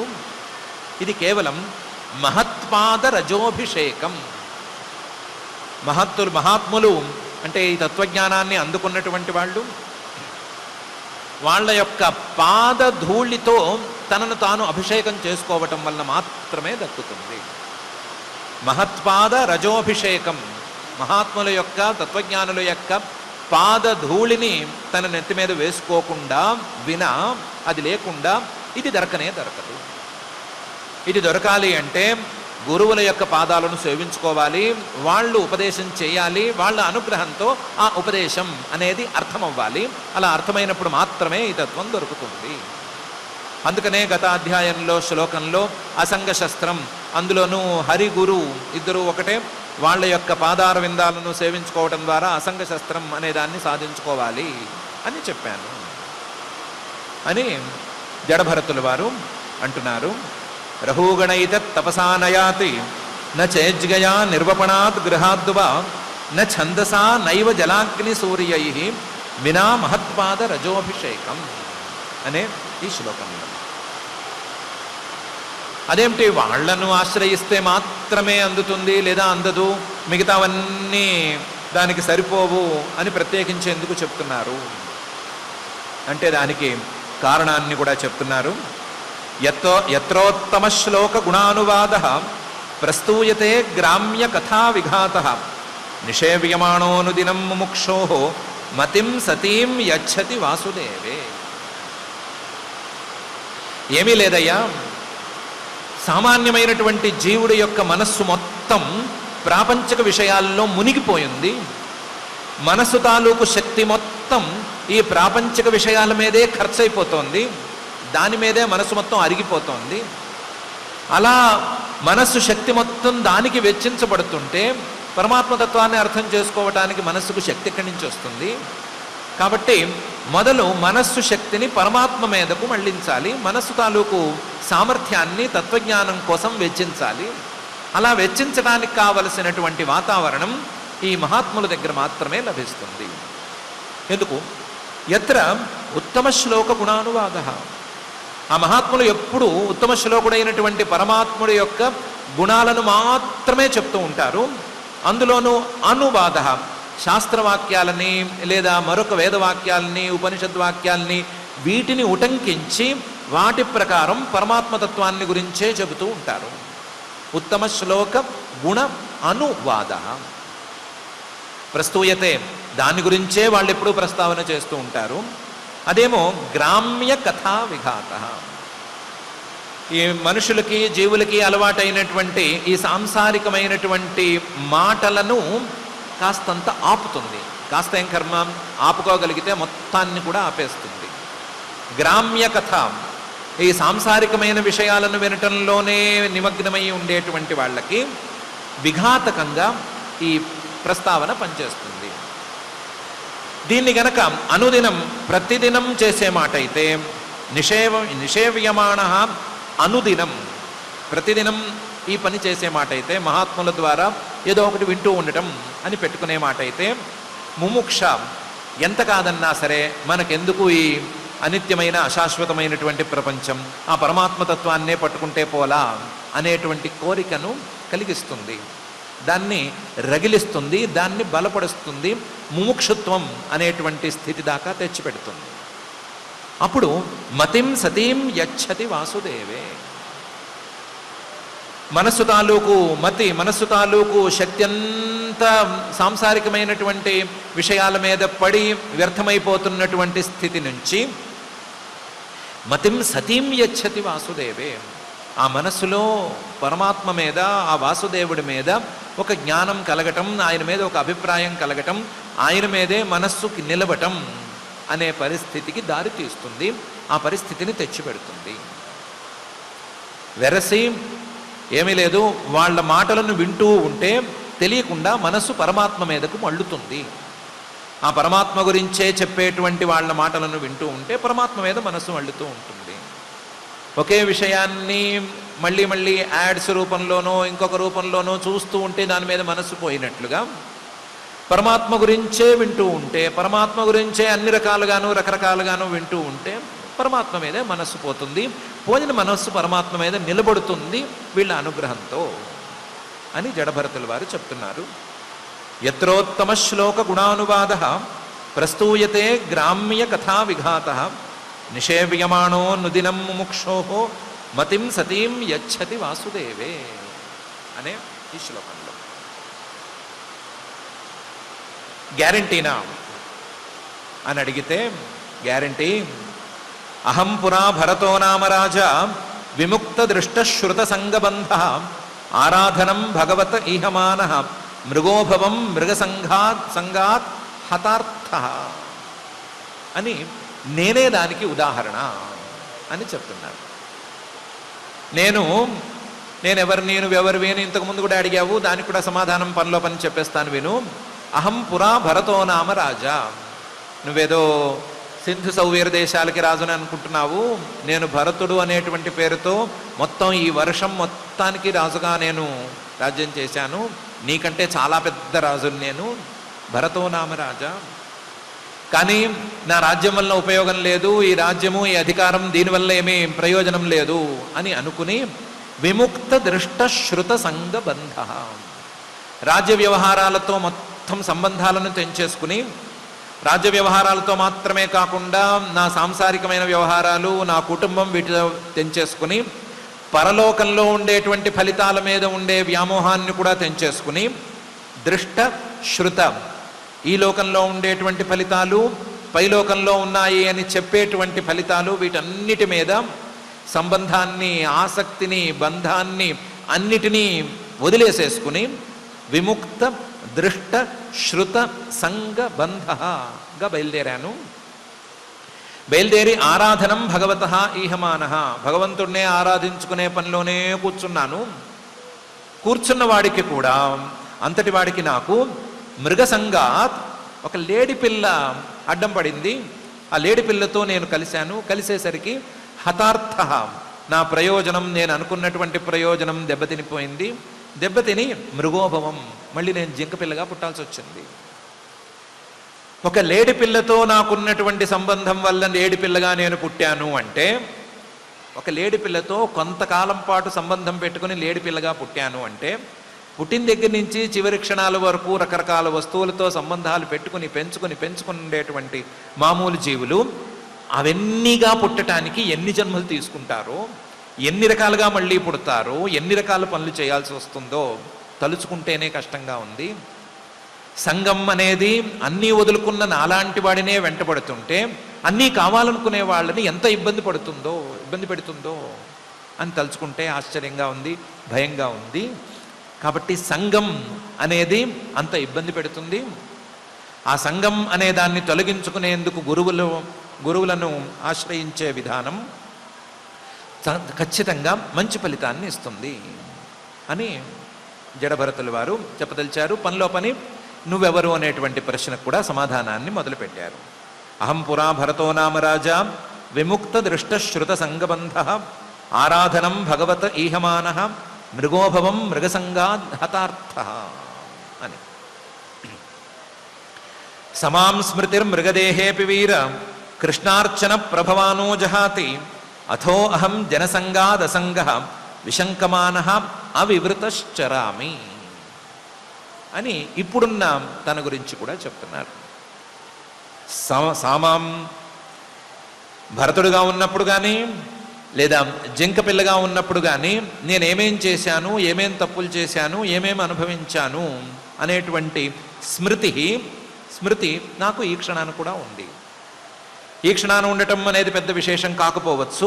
మృగదేహే అపి, గతదేహం జింక పిల్లగా పుట్టినప్పుడు కూడా ఉంది. అది ఎలా ఉంది అంటే, ఓ వీరుడా, కృష్ణార్చన ప్రభవ, నేను ఆ భగవంతుణ్ణే అర్చించుకుంటూ ఉన్నాను కాబట్టి, భగవంతుణ్ణే ఆరాధన చేసుకోవటంలో మునిగిపోయి ఉన్నాను కాబట్టి నాకు ఆ స్మృతి అయినా కనీసం మిగిలింది. నేను చేసిన తప్పేంటి అనేటువంటి స్మృతి నాకు మిగిలింది. నో జహాతి, నన్ను విడిచిపెట్టడం లేదు. ఆ స్మృతి నన్ను నిరంతరం భయాందోళనకు గురి చేస్తోంది. అథో అహం, అందువల్ల నేను జనసంగాత్ విశంకమాన, ఒక చిన్న జింక పిల్లతో సంబంధం పెట్టుకున్నందుకే ఇంత పని అయిపోతే, ఇంతమందితో సంబంధం పెట్టుకుంటే నేను ఏమైపోతాను అని భయపడిపోయి అసంగ చరామి, ఎవరితోనూ సంబంధం లేకుండా, ఎవరంటేనూ ఏమంటేనూ కూడా పట్టనట్లుగా తిరుగుతున్నాను. అవివృత, అప్రకట, నాలో ఏం జ్ఞానం ఉంది, నేనేమనుకుంటున్నాను అని ఎవరితోనూ చెప్పటం లేదు, ఎవరితోనూ ఈ చర్చలు పెట్టుకోలేదు. పెట్టుకుంటే వాళ్ళతో సంబంధం ఏర్పడుతుంది, సంబంధం ఏర్పడితే మళ్ళీ నేనేమైనా ఇబ్బంది పడతానేమో అని విశంకమాన చరామి. అందుకని తిరుగుతున్నాను, అసంగంగా తిరుగుతున్నాను. సామాం స్మృతిర్మృగదేహేపి వీర కృష్ణార్చన ప్రభవానో జహాతి అథో అహం జనసంగాత సంగ విశంకమాన అవివృతశ్చరామి అని జడభరతుల వారు రఘుగణుడితో అన్నారు. తస్మాన్నర అసంగ సుసంగజాత జ్ఞానాసినా ఇహైవ వివృక్ణమోహ హరిం తదీహా కథనశ్రుతాభ్యాం లబ్ధస్మృతిర్యాత్యతిపారమధ్వన అని. అందువల్ల ఆ పరమాత్మతత్వాన్ని అందుకుంటేనే, పరమాత్మతత్వాన్ని తెలుసుకుంటేనే ఈ కష్టాలన్నీ పోతాయి. ఆ పరమాత్మతత్వాన్ని తెలుసుకోవటానికి గురువులు ఒక్కరే శరణం కాబట్టి తస్మాత్ నరహ, ఏ మనిషి అయినా సరే అసంగ సుసంగ, అసంగంగా ఈ సాంసారికమైనటువంటి విషయాలతో సంబంధం లేకుండా ఉండేటువంటి మహాత్ములతో సుసంగ, మంచి సంబంధాన్ని పెట్టుకోవాలి. వాళ్ళు చెప్పింది వినాలి, వాళ్ళు చెప్పింది నమ్మేందుకు కారణాలను వెతుక్కోవాలి. దానివల్ల దానివల్ల ఏం పుడుతుంది? జ్ఞానం అనేటువంటిది పుడుతుంది. ఈ జ్ఞానం అనేది కత్తిలాగా, ఖడ్గంలాగా పనిచేస్తోంది. ఈ ఖడ్గం మోహం, అజ్ఞానం అనేదాన్ని ఛేదించటానికి సరిపోతుంది. అందువల్ల గురువులను ఆశ్రయించి వాళ్ళు చెప్పే మాటలను విని జ్ఞానం అనేటువంటి ఖడ్గాన్ని పొంది ఇహైవ, ఈ జన్మలోనే, ఈ శరీరంలోనే వివృక్ణ మోహ, మోహాన్ని, అజ్ఞానం అనేటువంటి శత్రువుని ఛేదించేసేయాలి. దానివల్ల హరిం తదీహా కథనశ్రుతాభ్యాం యాతి అతిపారమధ్వన లబ్ధస్మృతి. దానివల్ల నేనెవరు అనేటువంటి ప్రశ్నకు నేను శుద్ధమైనటువంటి పరమాత్మ యొక్క ఒక అంశను అనేటువంటి జ్ఞానం, స్మృతి కలుగుతుంది, లబ్ధస్మృతి. ఆ లబ్ధస్మృతికి వీలుగా హరిం తదీహా కథనశ్రుతాభ్యాం, శ్రీహరి తాలూకు క్రియలు, ఆయన తాలూకు గుణాలు, వీటిని చెప్పటము, వినటము అనేటువంటి ప్రక్రియ నిరంతరం సాగటం వలన హరిం తదీహా కథనశ్రుతాభ్యాం, ఆ హరినే చేరుకునేటువంటి పరిస్థితి ఏర్పడుతుంది. అతిపారం అధ్వన హరిం యాతి. సంసారం అనేటువంటి ఈ అపారమైన సముద్రానికి అవతలి తీరంగా ఉండేటువంటి, లేదా ఎంత దూరం ప్రయాణం చేస్తున్నామో తెలియనటువంటి దారికి గమ్యప్రదేశంగా ఉండేటువంటి ఆ శ్రీహరిని అతిపారం అధ్వన లబ్ధస్మృతి యాతి. మానవుడు, జీవుడు, సాధకుడు, సిద్ధుడు పొందగలుగుతాడు. అందువల్ల తెలుసుకోవలసినటువంటి తత్వం సత్యమైనటువంటి పరమాత్మతత్వం, తెలిపేటువంటి గురువు ఆ పరమాత్మే. తెలిపేటువంటి గురువును సేవించుకుని ఆయన చెప్పిన మాటలను విని ఆయన చెప్పినట్లుగా మనస్సును తత్వం మీదకు మళ్లించుకుని ఆ పరమాత్మతత్వాన్ని తెలుసుకుంటే సత్యం అనేది ఉంటుంది. లేకపోతే భ్రమతీహ చక్రే, ఈ సంసారం అనేటువంటి చక్రంలోనే తిరుగుతూ ఉండవలసి వస్తుంది అని జడభరతుల వారు తస్మాన్నరో సంగ సుసంగజాత జ్ఞానాసినా ఇహైవ వివృక్ణమోహ హరిం తదీహా కథనశ్రుతాభ్యాం లబ్ధస్మృతిర్యాత్యతిపారమధ్వన అనేటువంటి ఈ శ్లోకంలో చెప్తున్నారు. ఈ శ్లోకంతో 16 శ్లోకాలు ఉన్నటువంటి భగవత్కథా స్వరూప నిరూపణ వర్ణనం అనేటువంటి పేరున్నటువంటి పంచమ స్కంధంలోని 12వ అధ్యాయం పూర్తయిపోయింది. ఈ 12వ అధ్యాయంలో రఘుగణుడు జడభరతుడిని అడగటం, నువ్వు నాకు చక్కటి ఉపదేశం చేశావు, కానీ నువ్వు చేసినటువంటి ఉపదేశం మరింత సులభంగా అర్థమయ్యేటట్లుగా నాకు బోధ చెయ్యి అని అడగటము, దానికి తగ్గట్లుగా జడభరతుడు నువ్వు అంటే ఎవరు, నేను అంటే ఎవరు అనే ప్రశ్నతో ప్రారంభించి ఈ ప్రశ్నల తాలూకు మూలమంతా మాయతోనే పూర్తవుతోంది, మాయతోనే ఈ వ్యవహారం అంతా వచ్చింది అని చెప్పి ఆ మాయకు అవతల ఉన్నటువంటి పరమాత్మ తత్వం ఒక్కటే సత్యం అని, ఆ సత్యమైనటువంటి పరమాత్మతత్వాన్ని తెలుసుకోవటమే చేయవలసిన పని అని, దానికి గురువులను ఆశ్రయించడం ఒక్కటే దారి అని వివరంగా చెప్పటం అనేటువంటి అంశాలు ఉన్నాయి. ఈ అంశాలతో కూడినటువంటి 12వ అధ్యాయం ఇక్కడికి పూర్తయింది. ఇంతకు ముందు కంటే కొంచెం స్పష్టత వచ్చినట్లే వ్యవహారం తాలూకు మూలాన్ని పరీక్షించుకోవటంలో వెనక్కి వెళ్ళటంలో ఏదో ఇబ్బంది ఉంది అనే విషయం మాత్రం స్పష్టంగా తెలుస్తోంది. ఎంత దాకా వెళ్ళినా సరే దీని వెనకాలేమిటి అనే ప్రశ్నకి సమాధానం రావటం లేదు కాబట్టి అది జడభరతుల వారు చెప్పినట్లుగా మాయే అయి ఉండాలి అనేటువంటి కనీసం నిర్ణయం తీసుకోవటానికి వీలుగా ఉన్నట్లుగానే ఉంది. మరీ స్పష్టంగా లేకపోయినా కాస్తంత స్పష్టంగా ఉంది. కాకపోతే ఆయన చెప్పినటువంటి సత్యం అనే విషయం మీద స్పష్టత మాత్రం వచ్చింది. సత్యం అంటే 3 కాలాల్లోనూ ఏకరూపంగా ఉండవలసినటువంటి తత్వం. అలా 3 కాలాల్లోనూ ఏకరూపంగా ఉండేటువంటి సత్యం పరమాత్మతత్వం లేదా పరమాత్మతత్వం మాత్రమే అనే విషయం స్పష్టంగా తెలుస్తోంది. ఆ పరమాత్మతత్వం సత్యమే అయితే ఆ సత్యమైనటువంటి పరమాత్మతత్వమే మనకు కావాలి అని కూడా అనిపిస్తోంది. కానీ దాన్ని అందుకోవటానికి చెప్పినటువంటి దారులు లేదా పరీక్షా విధానాలు వీటి మీద ఇంకా కూడా చాలా స్పష్టత రావలసి ఉంది. అవన్నీ కాలక్రమేణా జడభరతుల వాక్యాల ద్వారా కావచ్చు లేదా శ్రీశుకుల వారి వాక్యాల ద్వారా కావచ్చు తప్పనిసరిగా అమరి తీరుతాయి అని మనం గట్టిగా నమ్మచ్చు. కాకపోతే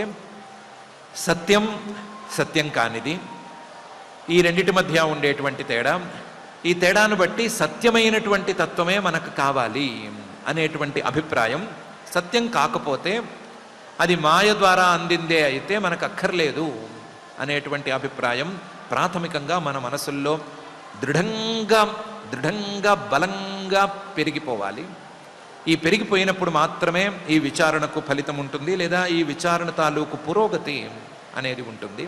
కాబట్టి ఇలాంటి ఈ సత్యాసత్య వివేకం అనేదాన్ని మన మనసుల్లోకి తీసుకురావలసిందిగా, పాదుగొలపవలసిందిగా, నిలబెట్టవలసిందిగా ఆ మహత్తమ హృదంతర నిరంతర నివాసి అయిన శ్రీనివాస పరమాత్మని భక్తిగా ప్రార్థించుకుందాం.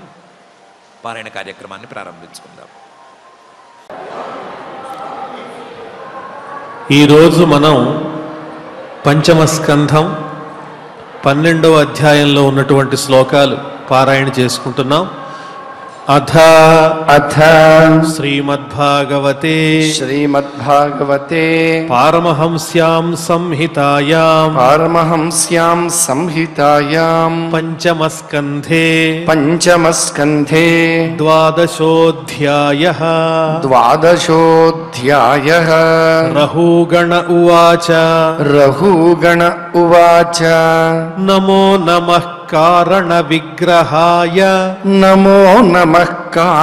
విగ్రహాయ స్వరూపతుచ్చీకృత విగ్రహాయ నమో వధూత ద్విజబంధులింగ నిగూఢ నిత్యానుభవాయ తుభ్యం జ్వరామయార్తస్య యథాగదం సత్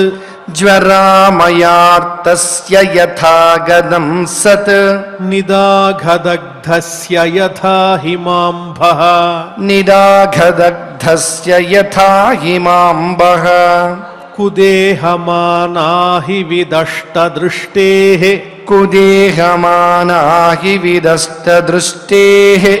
బ్రహ్మన్ వచస్తే మృతమౌషధం మే తస్మాద్భవంతం మమ సంశయార్థం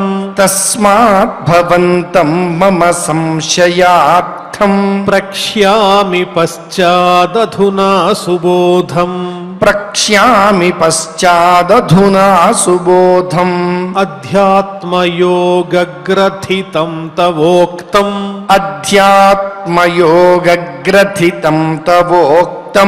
ఆఖ్యాహి కౌతూహలచేతసో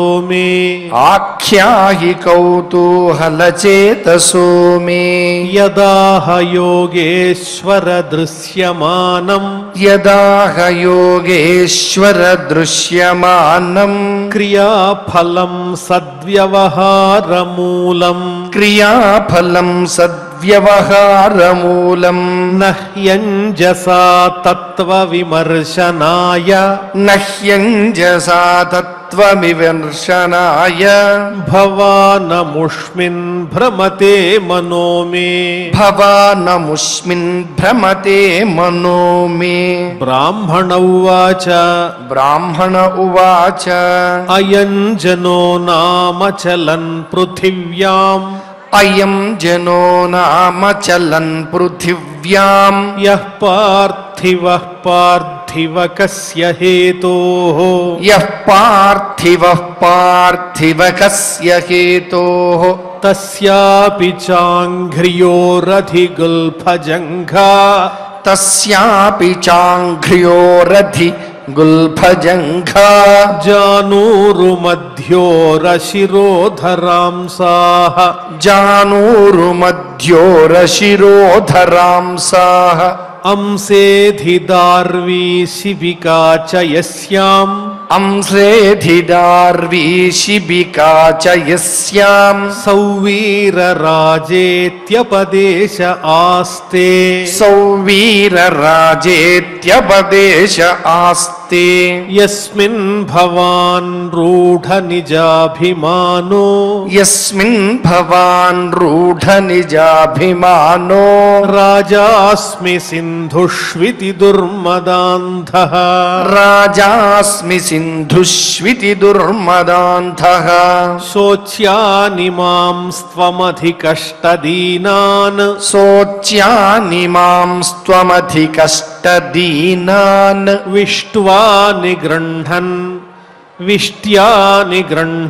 నిరనుగ్రహోసి విష్ట్యాని గృహ్ణన్ నిరనుగ్రహోసి జనస్య గోప్తాస్మి వికథమానో జనస్య గోప్తాస్మి వికథమానో న శోభసే వృద్ధ సభాసు ధృష్టః న శోభసే వృద్ధ సభాసు దృష్టః యదాక్షితావేవ చరాచరస్య యదాక్షితావేవ చరాచరస్య విదామనిష్టాం ప్రభవంచ నిత్యం విదామనిష్టాం ప్రభవంచ నిత్యం తన్నామతోన్యద్వ్యవహారమూలం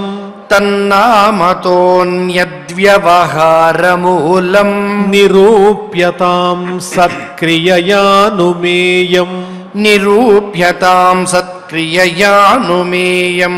ఏవం నిరుక్తం క్షితిశబ్దవృత్తం ఏవం నిరుక్తం క్షితిశబ్దవృత్తం అసన్నిధానాత్ పరమాణవో ఏ అసన్నిధానాత్ పరమాణవో ఏ అవిద్యయా మనసా కల్పితాస్తే అవిద్యయా మనసా కల్పితాస్తే యేషాం సమూహేన కృతో విశేషః యేషాం సమూహేన కృతో విశేషః ఏవం కృశం స్థూలమణుర్బృహద్యత్ ఏవం కృశం స్థూలమణుర్బృహద్యత్ అసచ్చ సజ్జీవమజీవమన్యత్ అసచ్చ సజ్జీవమజీవమన్యత్ ద్రవ్యస్వభావాశయ కాలకర్మ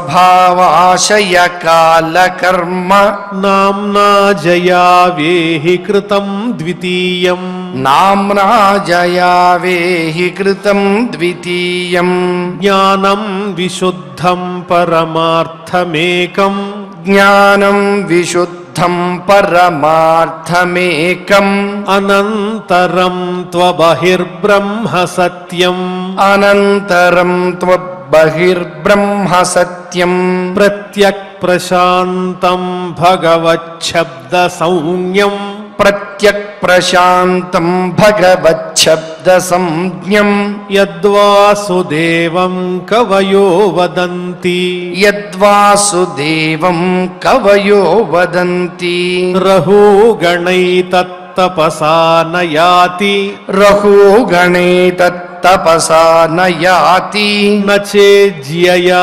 నిర్వపణాద్ గృహాద్వా నచేజ్యయా నిర్వపణాత్ గృహాద్వా నఛందసా నైవ జలాగ్ని సూర్యైః నఛందసా నైవ జలాగ్నిసూర్యైః వినా మహత్పాదరజోభిషేకం వినా మహత్పాదరజోభిషేకం యత్రోత్తమ శ్లోక గుణానువాదః యత్రోత్తమ శ్లోక గుణానువాదః ప్రస్తూయతే గ్రామ్య కథా విఘాతః ప్రస్తూయతే గ్రామ్య కథా విఘాతః నిషేవ్యమాణోనుదినం ముముక్షోః నిషేవ్యమాణోనుదినం ముముక్షోః మతిం సతీం యచ్చతి వాసుదేవే మతిం సతీం యచ్చతి వాసుదేవే అహం పురా భరతో నామ రాజా అహం పురా భరతో నామ రాజా విముక్త దృష్ట శ్రుత సంగబంధః విముక్త దృష్ట శ్రుత సంగబంధః ఆరాధనం భగవత ఈహ మానో ఆరాధనం భగవత ఈహ మానో మృగో భవం మృగ సంగాద్ధతార్థః మృగో భవన్ మృగ సంగాద్ధతార్థః సామాం స్మృతిర్మృగదేహేపి వీర సామాం స్మృతిర్మృగదేహేపి వీర కృష్ణార్చన ప్రభవానో జహాతి కృష్ణార్చన ప్రభవానో జహాతి అథో అహం జనసంగాద సంగో అథో అహం జన సంగాద సంగో విశంకమానో వివృతశ్చరామి విశంకమానో వివృతశ్చరామి తస్మాన్నరో సంగసు సంగజాత తస్మాన్నరో సంగసు సంగజాత జ్ఞానాసినేహైవ వివృక్ణమోహః జ్ఞానాసినేహైవ వివృక్ణమోహః హరిం తదీహా కథన శ్రుతాభ్యాం హరిం తదీహా కథన శ్రుతాభ్యాం లబ్ధ స్మృతిర్యాత్యతి పారమధ్వనః లబ్ధ స్మృతిర్యాత్యతి పారమధ్వనః ఇతి ఇతి శ్రీమద్భాగవతే శ్రీమద్భాగవతే పారమహంస్యాం సంహితాయాం పారమహంస్యాం సంహితాయాం పంచమస్కంధే పంచమస్కంధే ద్వాదశోऽధ్యాయః ద్వాదశోऽధ్యాయః. ఓం నమో వెంకటేశాయ. ధరలోన బ్రహ్మంబు తపమున దానంబులను గృహ ధర్మంబులను చాలాగ్ని జలాగ్ని సోమ సూర్యుల చేత శృతులజే నైనను పరమ భాగవతుల పాదసేవ పొందిన మాట్కిని పొందంగరాదని పలుకుదురు ఆర్యులు పరమమునులు ఘనతపోబాహ్య సౌఖ్యములకు విముఖులు నైపుణ్యులు హరిగుణానువాదముదితత్ములు అగు బుధ పాదసేవనను దినంబును చేసిన అంతమీద మోక్ష మార్గంబునకును పద్మాక్షునందు పట్టుబడియుండు నెప్పుడు బరగబుద్ధి అని ఆ పరమాత్మ తత్వాన్ని పరంధామ తత్వాన్ని తెలిపేటువంటి శ్రీమద్ భాగవత అమృత రసాస్వాదనలో భాగంగా ఆచార్యముఖంగా దివ్యమైనటువంటి ఆధ్యాత్మిక విద్యను అందుకునే భాగ్యాన్ని ఆ దేవదేవుడు కలియుగ వైకుంఠనాథుడైన శ్రీయపతి శ్రీనివాసుడు ఆచార్యముఖంగా మనకు తెలిసేటువంటి భాగ్యాన్ని ప్రసాదిస్తూ ఉన్నాడు. నిరంతరము ఇటువంటి భాగ్యముల పరంపర కొనసాగి మనకు భాగవత ఆధారంగా భగవతత్వం అలవడి అందరూ కూడా అధ్యాత్మ కోవిదులయ్యే విధంగా అనుగ్రహించమని మరొక్కమారు ఆయన చరణ కమలములను ప్రార్థిస్తూ యథాప్రకారం క్షమాప్రార్థన దగ్గర నుంచి మంగళాంత శ్లోకం వరకు పఠించి మంగళాంతంగా నేటి ఈ అధ్యయన కార్యక్రమానికి పరిసమాప్తిని పలుకుదాం. అథ క్షమా ప్రార్థనా యదక్షరపదభ్రష్టం మాత్రాహీనం చ యద్భవేత్ తత్సర్వం క్షమ్యతాం దేవ నారాయణ నమోస్తుతే. అథ భగవత్సమర్పణం కాయేన వాచా మనసేంద్రియైర్వా బుద్ధ్యాత్మనా వా ప్రకృతే స్వభావాత్ కరోమి యద్యత్ సకలం పరస్మై నారాయణాయేతి సమర్పయామి. అథ లోకక్షేమ ప్రార్థనా సర్వే భవంతు సుఖినః సర్వే సంతు నిరామయాః సర్వే భద్రాణి పశ్యంతు మా కశ్చిద్ దుఃఖభాగ్ భవేత్.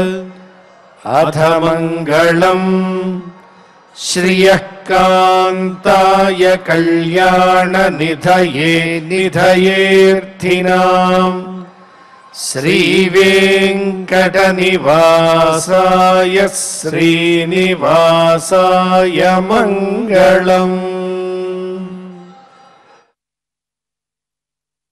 ఓం